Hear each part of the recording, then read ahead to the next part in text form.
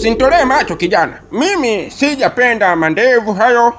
Sijapenda mwinuko wa kichwa kama mbegu ya ukwaju. Sijapenda chochote katika mwili wako zaidi ya mkongojo huo. Na ushapoteza mkongojo. Kwa hiyo you are very useless to my life. Sitaki kukuona tena katika nyumba yangu. Funguo za biashara zangu zibakishe hapa nyumbani, halafu wewe ondoka. Miaga kinyesi. Ondoka. Lakini mwangu, kipenzi changu mzungu, mie hapa kupoteza nyeti si mie peke yangu, hili njanga la kitaifa. 99% of men in this street, they lost their public area, ikiwepo na mimi, lakini ndo tatafuta suluhisho la kurudisha hivi vikengende. No, huwezi kupinga namna hiyo. Wewe utaondoka hapa nyumbani kwangu. Nenda katafuteni hiyo solution. Ukipata ile kengende ambayo mimi nilikuwa naitaka, basi utarudi hapa nyumbani kwangu. Lakini kwa sasa sikuhitaji, because you are useless. You are useless man. Ondoka.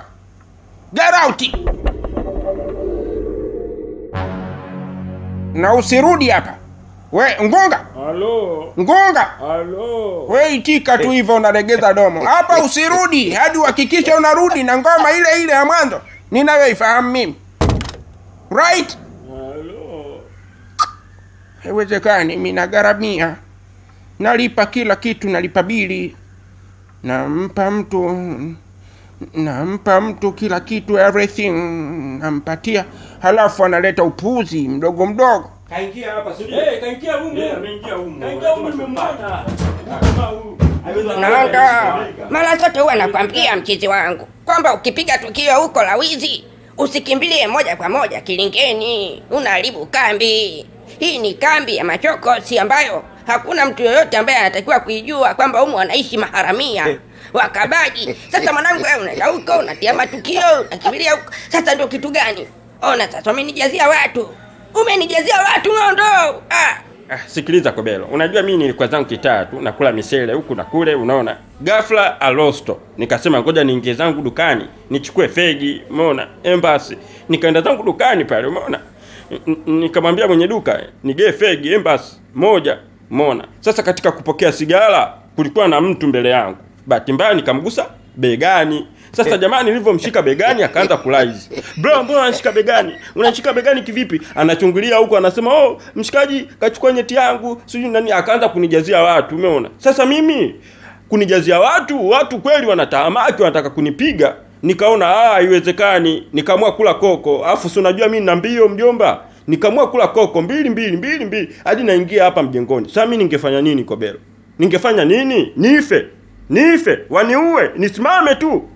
Sasa usingelikimbilia hapa Nondo, ungetafuta sehemu yoyote ile salama. Sasa umekuja kukimbilia huku, umeleta watu. Angalia sasa tumejaza watu katika jengo letu. Mwisho wa siku watavunja milango, watakuja kutuua huku, watatumaliza wote wawili.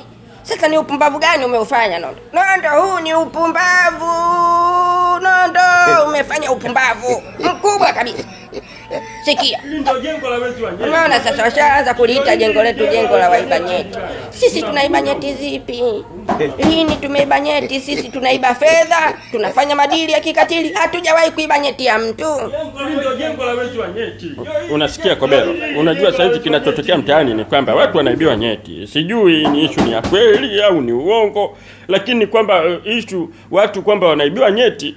Umeona? Sasa ikitokea umemgusa mtu tu bahati mbaya, hata kama hujachukua nyeti yake anaanza kulezi, sijui. Ndio kilichotokea kwangu bro. Mimi sijafanya kosa. Ndio maana nikaamua tu nikimbilie mjengoni, umeona? Mimi sina kosa lolote. Hao wametahamaki tu. Na huyo mtu ambaye ameibiwa nyeti, wamkague bana, wamkague nyeti yake ipo. Mimi siwezi kuchukua nyeti ya mtu. Mimi nina uwezo gani wa kumchukulia mtu nyeti bana? Nondo, issue sio kwamba wewe umefanya kosa au hujafanya.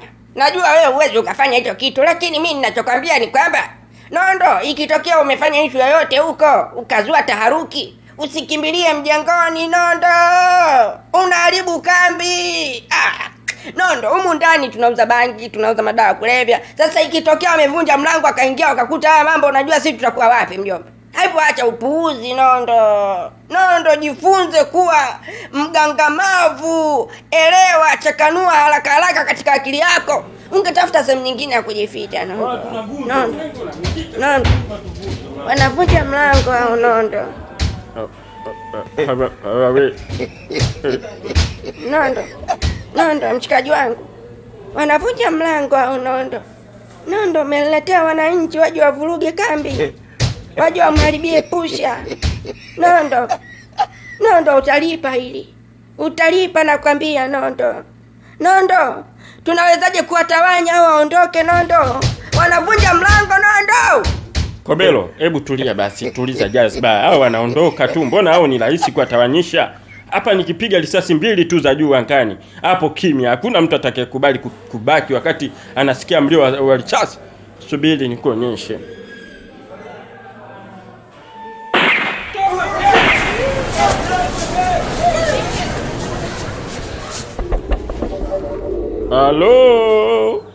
Alo mjumbe, nishapoteza penzi. Mjumbe, nishapoteza kila kitu katika maisha yangu. Duka nishapokonywa na mwanamke yule wa kizungu, kanifukuza nyumbani kwake. Alo mjumbe, na kaniambia nsirudi pale kwake. Aidha nirudi nikiwa niko ngangali kama nilivyokuwa mwanzo. Sana ipataje ngenge yangu? Nataka ngenge yangu. Alo. Hebu acha basi ukulani na huo. Hayo ndo mazala ya kulelewa na mishangazi. Yaani kufukuzwa wewe na mke wako unaona kama ndo umekatwa miguu na mikono. Hebu acha upuuzi. Ndo ujifunze siku nyingine. Hebu jaribu kutafuta vya kwako, ishi maisha yako, usitegemee mwanamke. Mwanamke ni kigeugeu. Sasa kitu ambacho alikuwa anategemea utampa kutoka kwako, huu na umepokonywa. Haya, saizi unaanza kulialia. Tukae hapa wanaume pasipo kutiliana kelele, tudiscuss twafanya nini. Sio kwa alo gani sasa. Hebu acha kulegeza domo hilo.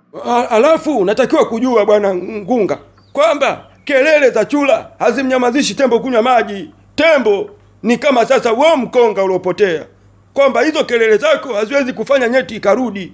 Hapa cha msingi tudiscuss tunafanyaje ili tupate nyeti zetu kabla wale mabwana hawajatoweka hapa katika mji huu. Tuwatafute popote walipo, tuwatafute kwa hekima, tuwatafute kwa kuwabembeleza, waturudishie nyeti zetu, kwa sababu la sivyo ndoa zetu zitakuwa zimekufa total. Hauwezi kurudi tena kwa mshangazi wako ukaendelea na biashara zako, kwa sababu hata kukubali huna kizazi na kakupendea hicho. Mimi mwanamke wangu nilimuoa, nilimbembeleza, nilikuwa nampenda sana. Uzuri wake mimi nafanya kazi, kila kitu pale nyumbani ni cha kwangu. Kwa hiyo yeye kakimbia tu kaniacha. Hawezi, mimi siwezi kulalamika sana kwa sababu ndo hali niliyokuwa nayo. Ila mimi nina changu, wewe una chako. Ngunga, unatakiwa kufanya kazi, unatakiwa kugangamara ili angalau urudishe nyeti yako, ili urudi kwa mke wako ukaendelee kula maisha. Sasa nadhani hapa kazi ni moja tu, tumtafute yule kijana. Sijui ni vijana, sijui ni kijana, ila mie nakumbuka kijana mwenyewe, namkumbuka vizuri kisura, kwa sababu yule bwana hutambulika tu, limefunga mindevu hivi mara 2 hivi kama mikia ya pweza, halafu halijavaa shati, liko tumbo wazi. Namkumbuka vizuri kabisa yule kijana, nikimuona siwezi kushindwa kumtambua. Haya, wewe labda kama kuna mwingine huenda ni 2 au 3, lakini mimi najua kijana ni mmoja, na yule kijana ndo yule alionitoa kizazi, hakuna mwingine. Basi nahisi wako 2, kwa sababu mimi alionitoa kizazi ni kijana fulani ana masharubu kama ya kwangu, japokuwa ya kwake huku mbele yamechongoka, yamekaa kama bamia iliyokomaa, umeona. Halafu hajavaa shati kama hivyo unavyosema wewe, hajavaa shati, lakini yeye hajafunga hizo ndevu, ana masharubu tu, hata ndevu zenyewe hana, masharubu tu, na ni kijana mdogo tu hivi wa makamo. Kijana tu ambaye kwa kweli ukimuona yuko very charming, unaweza ukasema ni mtu safi, lakini ni mbaya kupitiliza ule dogo kanitoa kizazi ule mchana kweupe. Basi wako 2. Na wewe bwana Ngunga, unamkumbuka alokutoa kizazi? Alomtoa kizazi bwana Kombo ndio huyo alontoa na mie.